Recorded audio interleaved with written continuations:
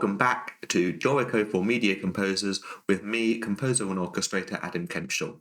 This is the second video in a series targeted at those who want to write or wish to write music for film, TV or video games and would like to know more about preparing notation for recording. Many of the things that I will cover will also be relevant to anyone wishing to get to learn more about using Dorico. If you enjoy these videos, please do like and subscribe to the channel.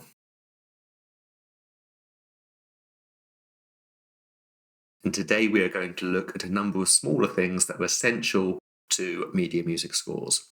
And they are big time signatures, no key signatures, bar numbers everywhere, and consistent casting off. And you're going to find out what casting off actually is if you don't know what it is.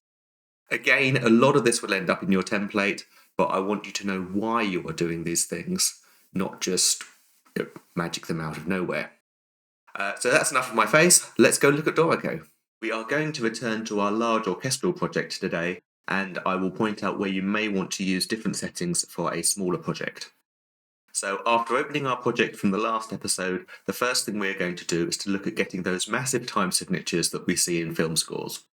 The reason for these is so that in a recording session, the conductor can clearly see where the time signature changes are. I'm going to just enter a couple of extra time signatures just for demonstration purposes, and then we'll look into that. To change from the defaults, go to the layout options and then time signatures, or type time signatures in the jump bar and go from there. Then we want show once per bracket, and I like the narrow sans serif design so that the time signatures are big but not hugely wide. Click apply and you can see that our woodwind, brass and strings look good, but the percussion is a bit of a mess still. To sort this, change large time signature behavior to manual, and what we're going to do is we're going to delete everything between our brass and our strings here. So we'll delete the timpani one, and this jumps around slightly frustratingly. On that one, and we don't want that one. So that just leaves the ones we've got in our woodwind, brass and strings. Then we're going to select all of these players. That's just holding shift and clicking, and then press plus. And now we have one from the bass drum to the harp, which is basically all our percussion stuff. Then we click apply, and we can now see we have this large key signature going on here across all our percussion, and you might want to adjust that just to your taste. Next is quite simple. We don't want any key signatures. This is mainly because musicians are sight reading, so not having key signatures actually makes life easier, and they will be used to this. However, we don't want C major, we want no key signature. So if I just give you the example, if I put in a key signature of C major, you might think, yes, that looks fine. We have no sharps and flats here.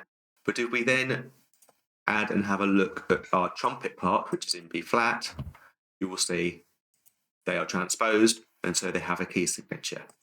So if you have a key signature in your project, you need to find it here in the signpost, and then just press delete, and now we have no key signature. If we go back to our trumpet part, you will see they also have no key signature. If you cannot see the key signature signpost, go to View, and then Signposts, and check this doesn't say hide signpost, it might say show signpost if they're already hidden, and make sure that you've selected the key signatures. So every bar should have a bar number. This just solves so many problems, helping when restarting partway through a cue to players keeping track of multi-measure rests. They have a big screen with the current bar number in the recording room, so it all helps. So layout options again, and then bar numbers. And we want every bar centered on the bar. We're going to have show above the top of the staff system and below. And if you wish to have them in another place on the stage, sometimes you might want them above the strings. You can then select violin 1 and they'll be above the strings. I'm not going to change that for now. We want them outside the dynamics. We want them aligned across the width of the system so that they form a nice straight line. and will avoid collisions. You may find as well, once you actually get some music in your piece, you need to change the minimum distance from the staff to stop some of those collisions as well. We're going to leave the paragraph style as it is. We wish them to be enclosed in a rectangle. We generally don't have repeated sections in media music. We would just write the music out again, so we don't need to worry about repeats. And then on showing and hiding, I won't go too much into this. I would do the third, fourth, and fifth options, and the others are either not relevant or you can add them if you want, but they're fairly self-explanatory. And that's, if we press apply, that does that to our score. For our parts, we need to select them. So again, shift, click. And we want similar settings. We want every bar. I would prefer them centered on the bar line this time. And we only want to show them above the top staff. We still want them outside dynamics. We want them across the width of the system, avoiding collisions. I wouldn't worry about putting them in a circle or a rectangle for the parts. And then the same settings here. We press apply. Then we can close that, and we can see we have our bar numbers here all the way along the top of our score. And we can't see anything in the trumpet part yet. I'm just going to pop a few notes into the tuba part. Okay, and then if we look at our tuba part, we can see the bar numbers are just there on the left. In fact, it looks clearer if I get rid of the system track. Okay, and every bar is now numbered. So these score numbers could be looking a little bigger. So to change that, we are going back to the library.